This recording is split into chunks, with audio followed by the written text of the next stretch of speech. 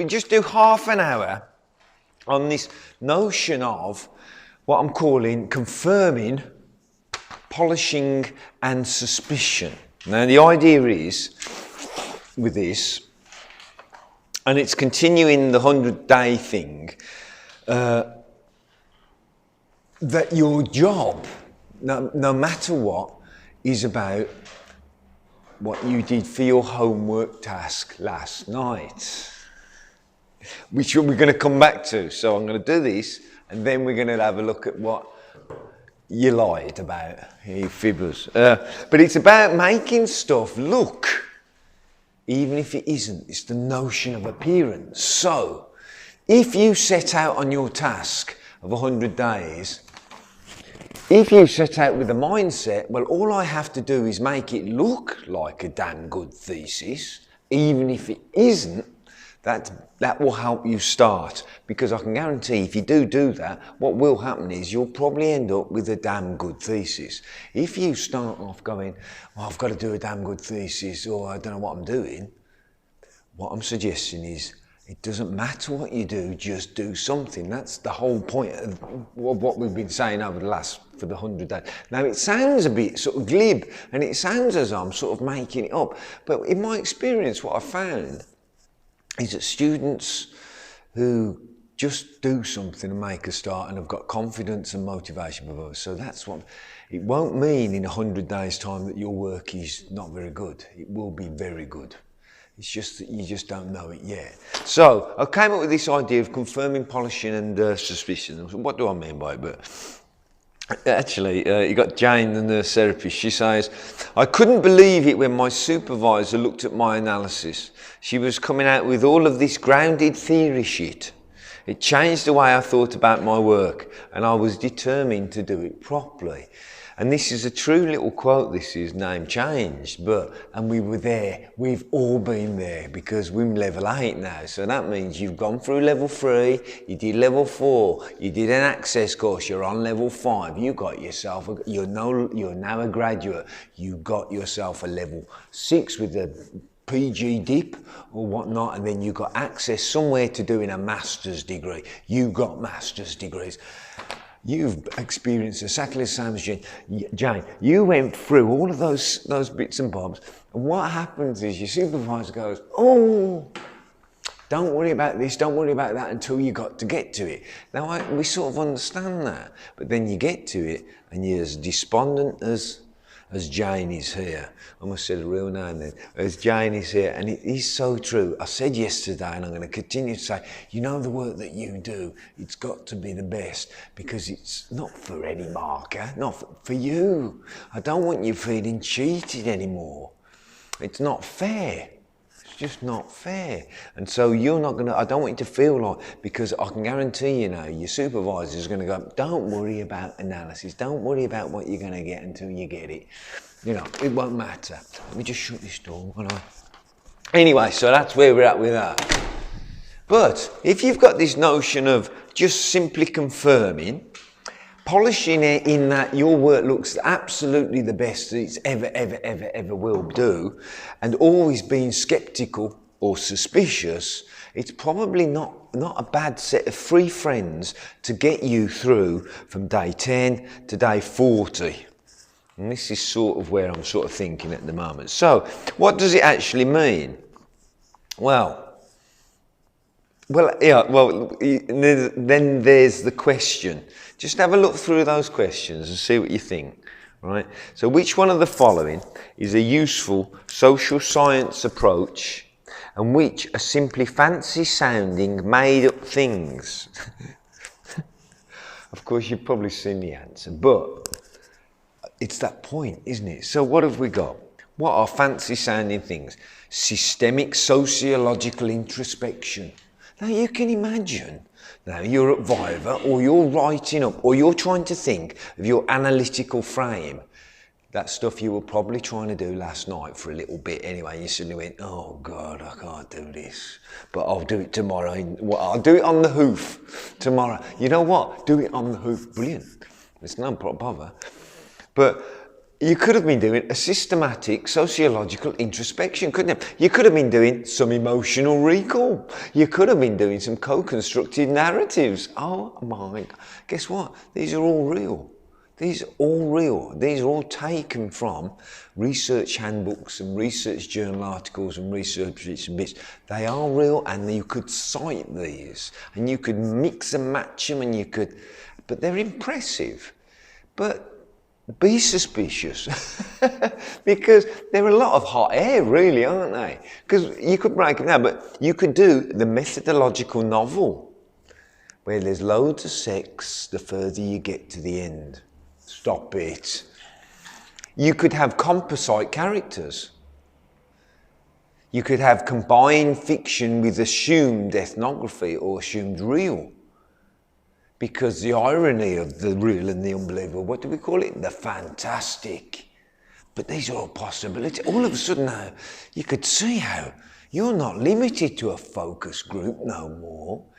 But if you're in day 20 and 40, it's really easy to start doubting yourself. It's really easy to go, I don't know. Oh, what do I... All you got to do is find yourself a fancy sounding name. And all of a sudden that could just pick you up.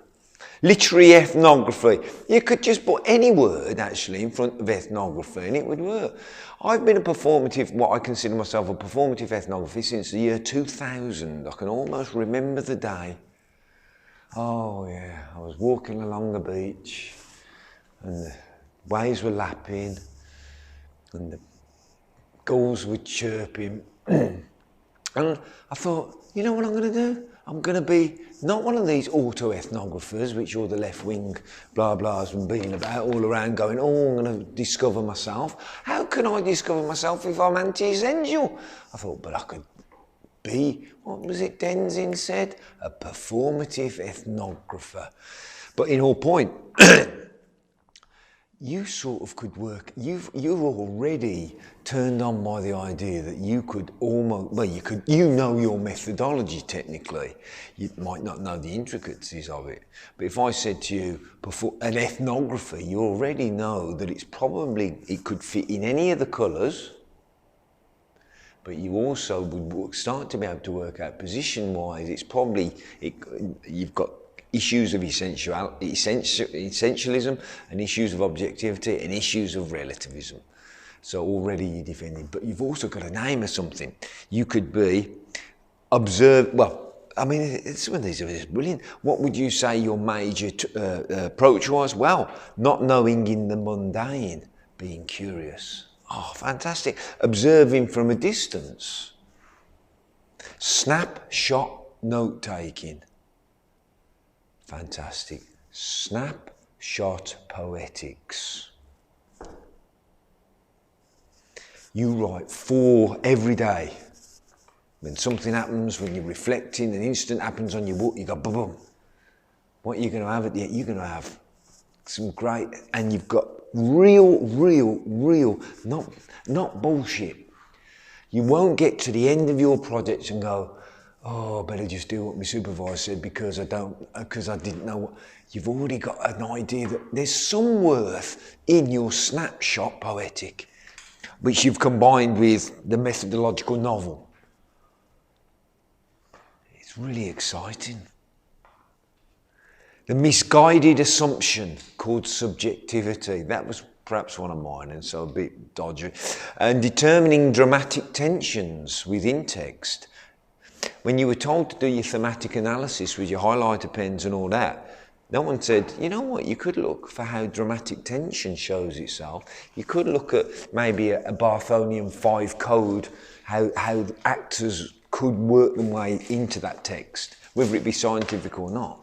There's lots of option, is what we're learning. But what it means is, your polishing stage is about getting that down. So, day 20, day 40, you know what? You might not be polishing until way up here in day 90, 100, because that's when you hand it in and whatnot. But if you're thinking about it and you're suspicious all the way along, bump. That's my sort of argument, really. All right, so there's a few bits and bobs now, and I won't bore you with it totally, but how come so many research students focus on what they don't know instead of what they do? Yes, I made that up, but I'm right, you know. We're made to feel at level 7, level 8, or researchy levels, or you're made to feel as though you don't know nothing and you need to learn something before you can do something. You guys have survived long enough to know a thing or two. How do you operationalise that into being useful? How do we get to that? How do we make up some data, or how do we approach data, first of all, and then how do we make some sense of it? That's what analysis is. How do we make sense of it? And as we started to learn yesterday in the Fantastic, how we make sense of it depends upon the audience. It depends upon the others who are going to be reading it and going, well, that's not true, is it? Or that's good. And it could be that your truth is not about the truth of any outcome. It's about the truth of your approach, or it's about some sort of reconsideration. But gives you options. But if you're thinking about it from the start, remember yesterday we said, if you start collecting data on day 8, start analysing on day 9. Don't do that thing that Jane had to do and all. You know the school, what you did last time. We have boxes of stuff. Don't do any of that. From day 9 to day 10, because you're having to worry about it immediately. And remember how we left yesterday. It was about your suffering. I expect you to suffer from day 1. It will, but it will pay off. It will pay off. So, okay, so I've written some nice stuff about you. You've come a long way, all right? And by the time you get to sort of day 90 or whatnot, day 70, day 80, you'll have done 10 weeks of suffering.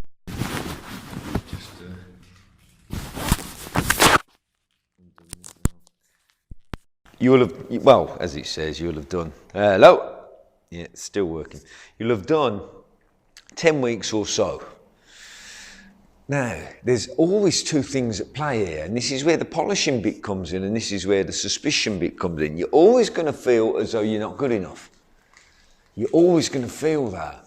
So just know that, and be aware of it, and whether it's day 1 or whether it's day 100. I'm hopeful, though, by the time you get to day 100, you'll go, I'm still not good enough, because there's always more to do. But you know what I've done? This is what I've done. And I never thought I would have done that.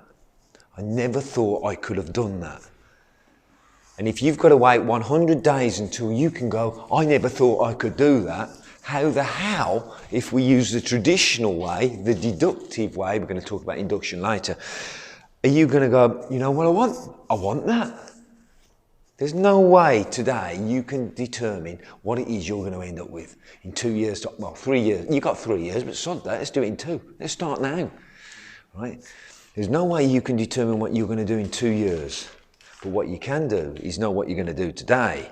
And today, we're going to talk about lying. No, we're going to talk about that data stuff. We're going to talk about, and then what to do with it next, and this inductive stuff. And by the time you go, well, these little steps, oh, I don't know what I'm doing, and you know the score. But by here, you'll go, I'm still suspicious, I don't know what I'm doing. But I know what I've done, and it's good enough. That's why you're going to succeed. Because every day of for the next 2 years, the next 600, 700 sleeps, you're just going to be worrying that you don't know what you're doing, it's not good enough. But can you polish? Yeah.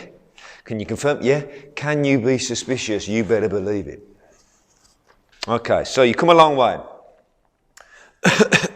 You're a social scientist. You're probably ethnographic. Don't have to be.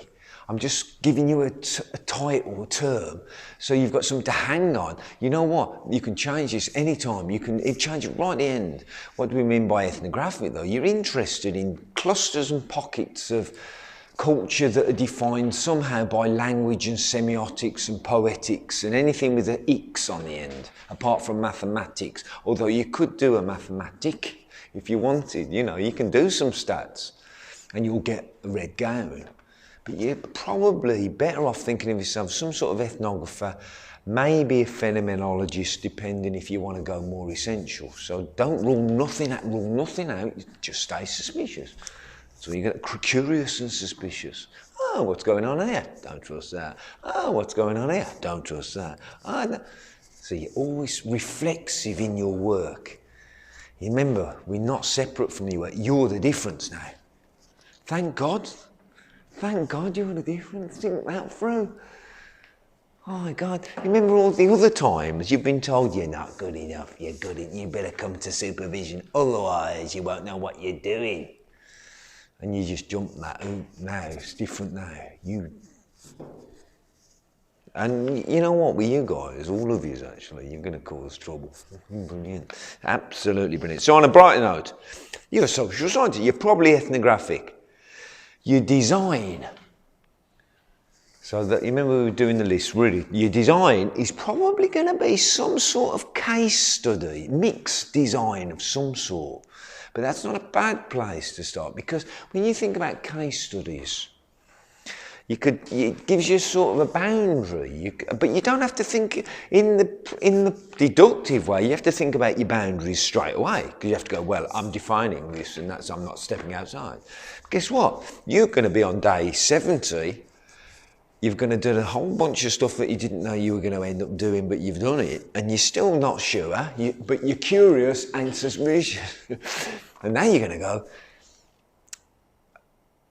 I could define my case in terms of the poetic injustice, or I could define my case study in terms of the poetic reach, or to define it here, right now, to try and work out what your poetics are going to produce, forget it.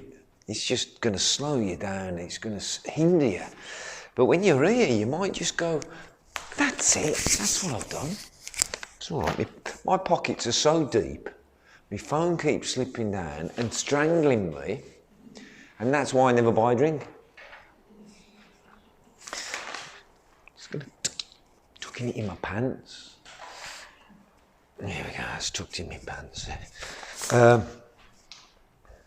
All this for research, this is what I have to...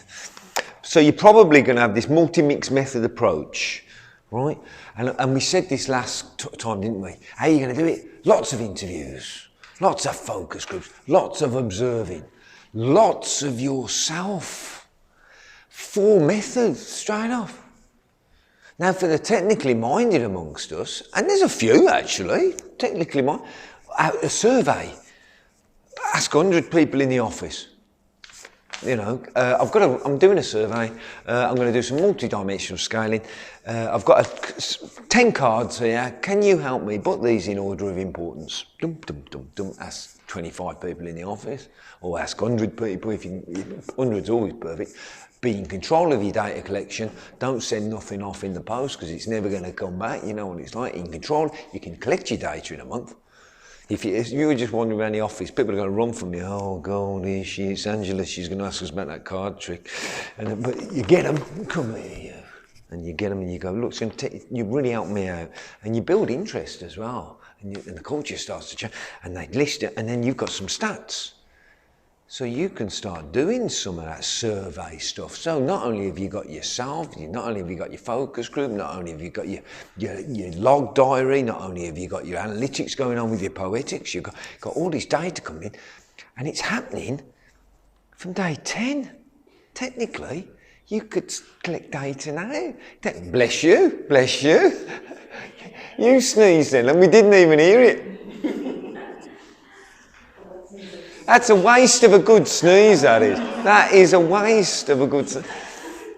But data, because we said yesterday, didn't we, the pinch point, data collection, we don't let this worry us from now on. If it could quite easily worry us, we know what professionals are going to say, well, you've contaminated it. Oh, I don't care. I am the data. I am the data. That's what happened. So you can start collecting it right now. And you can then change your mind. You can go, you know what, I'm going to collect different type of data. You know, I'm just going to watch for 1 week. I'm going to start to notice and be curious about one thing that's intrigued you. How many people shake hands when they first meet? Oh, I don't know, that's too obvious. There might be something really subtle, or it might be an obvious thing. You know what? During my master's research, I was looking at observation issues, and I worked out that nurses. I worked on an adolescent unit at the time. And I just thought, you know what? I'm going to work out who initiates most interaction. And of course, I hadn't thought about this at all before, so I just started to casually observe. Now, I had several ways of doing this. I could stay in one position for 5 minutes every hour over a 7-hour shift, or I could just wander around and just start to see. And then I started to think, well, who interacts most with me? And what I was finding was that certain nurses, kids interact more with, and they initiate the interaction, and then other nurses do more of the interaction, and it depended on where you were in the hierarchy. So the higher up the hierarchy, so the ward sister, for example, would do more of the initiating, "Oh, you, come here." Whereas the lower in the hierarchy, the young person would probably approach you, and it was the most simplest of things. But you know, when I started the project, I couldn't have worked that out. It was just when I was on day 30, day 40, and I was trying to collect data. It was all going shit. I couldn't do it. Data wasn't working. So be flexible with that data collection. Be flexible with your data analysis from the next day. So you're on to something. That's really what we're saying. Multi-mixed. So next time someone says, "What's your method?" say, "All of them." I rule nothing out because I'm curious and suspicious of anyone. I have not fallen in love. It's been a long time since I've fallen in love with my theory. That's really where we're at. And we know that the map is not the terrain. Oh, you heard it here first, guys. Yeah, jot that down. But it is sort of true, because when you're in the middle, you're in it now, aren't you?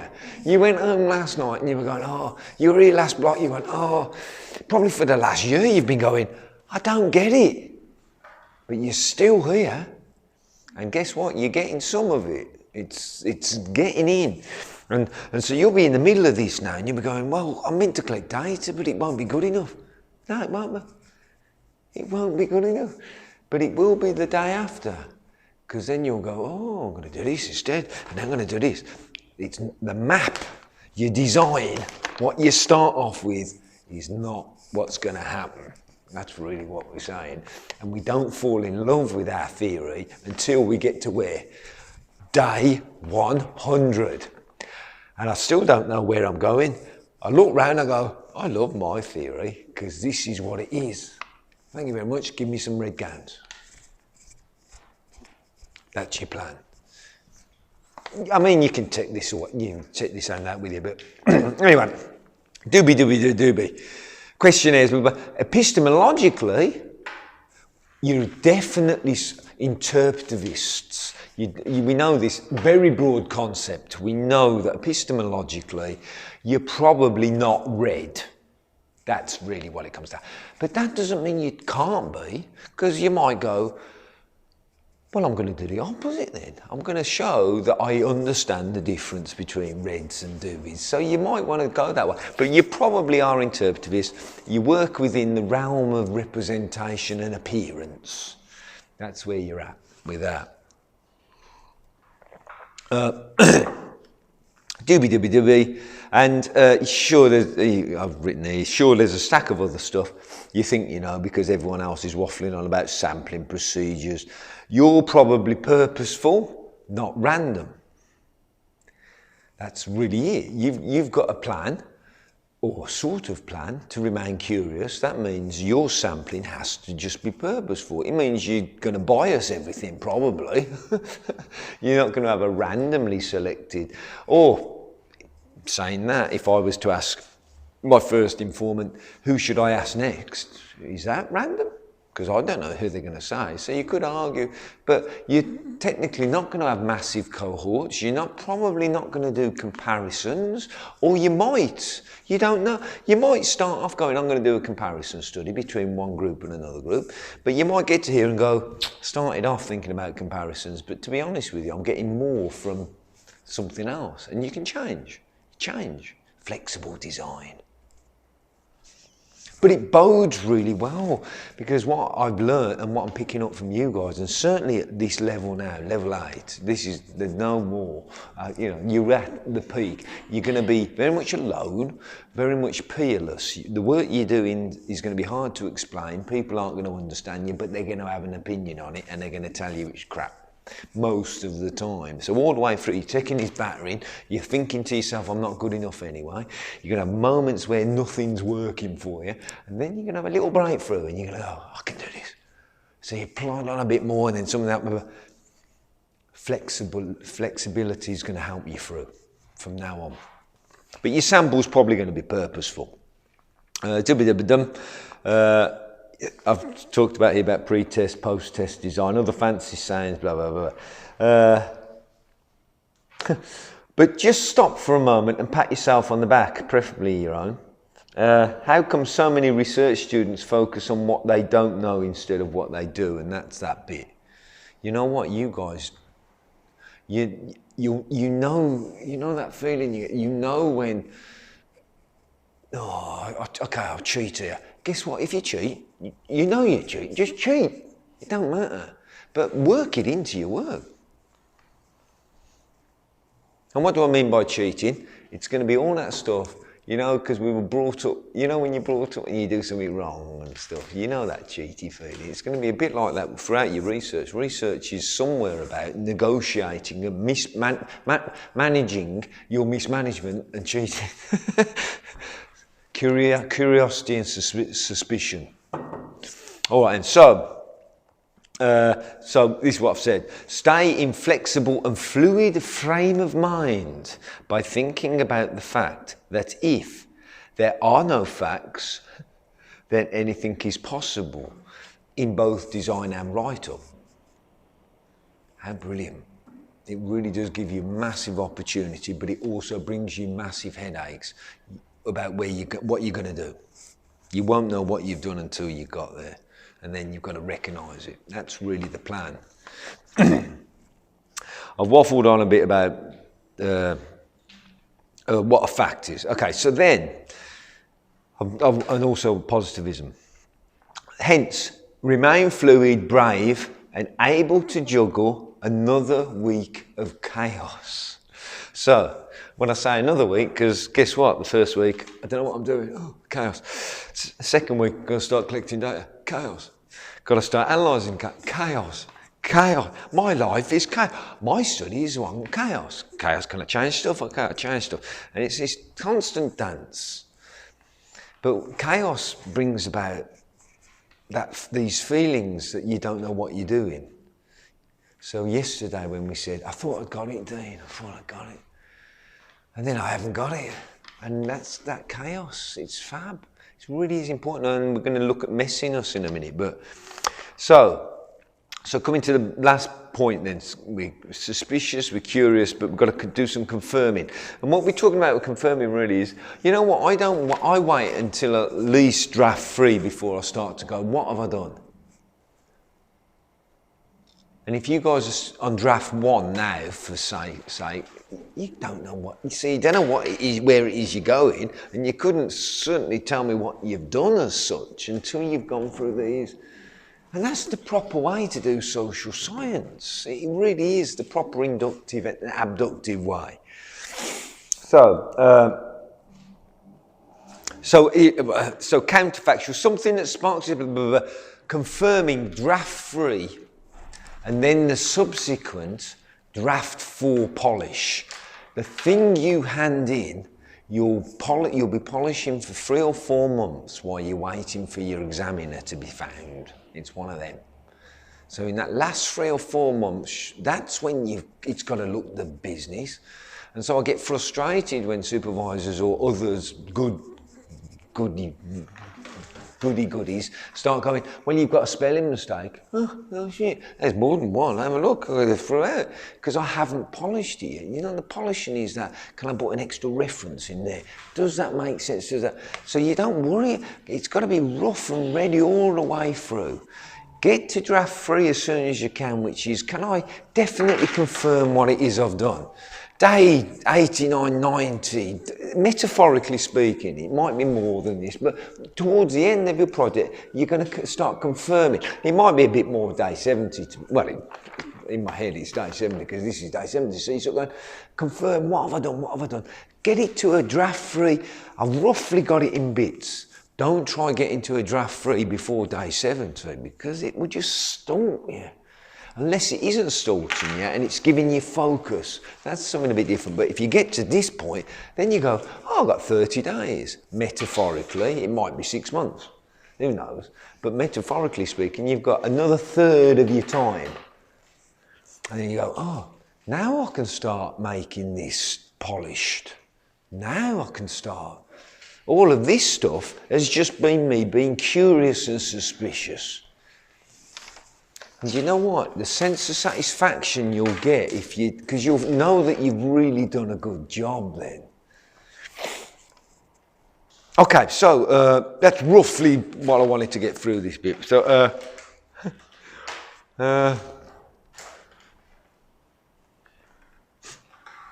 I've got a swear word there, so I won't do this bit. There is a swear, it's about my dad as well. My dad often reminds me that in his day he'd do compartmental analysis using an abacus. I usually scoff and ask him to pass me the remote control because nowadays computers can do everything and everything. I'm just talking about suspicion holes and gaps really. Hello, are you alright? You've missed the best session ever. Lucky for you, we have modern technology. Yeah, so we've got that handout for you there, my friend. Yeah. So, bringing this to an end, what have we learned? From day 10 onwards, well, where you're at now, until roughly day 70. Roughly day 70. Remember, it's metaphoric, but there's a good chunk of half a year's worth of worry and work in terms of where you're at. Or if you were doing it in 100 days, you've got 50 days to go, I trust nothing. I'm suspicious of everything, but I am curious. What's going on here? Nothing is ruled out. I'm not going to fall in love ever. Not even with Kylie, Shakira, or Britney.